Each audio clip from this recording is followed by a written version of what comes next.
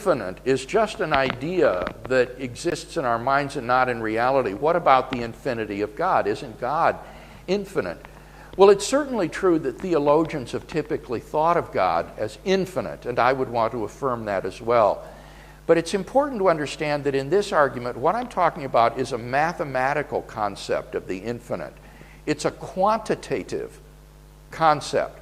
The idea is, or concerns an actually infinite number of things. Can there be an actually infinite number of definite and discrete individuals or particulars? And the argument is that no, that would involve various absurdities, so that you cannot have an actually infinite number of definite and discrete particulars. But when we think about God's infinity, I think it's immediately obvious that God is not a quantitative infinite.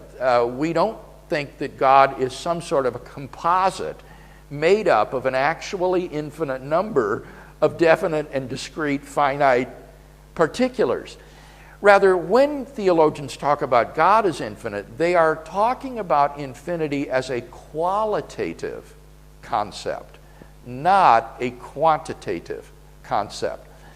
And when they use infinity in this qualitative way, they're simply talking about God's superlative attributes like omniscience, omnipotence, eternity, aseity, necessity, moral perfection, and so forth.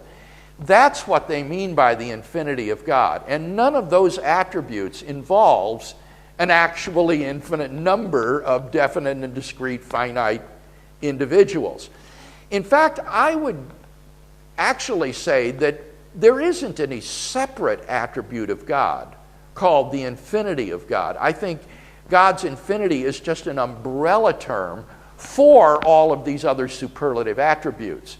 Just ask yourself, if you abstract away, take away omniscience, omnipotence, aseity, eternity, necessity, omnipresence, if you take those all away, is there some other attribute left over called infinity?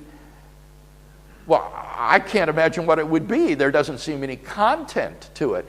It seems to me infinity in God's case is just an umbrella term covering all of his superlative attributes that I've listed. And therefore it's a qualitative, not a quantitative concept that isn't in any way in contradiction to the idea that an actually infinite number of things cannot exist.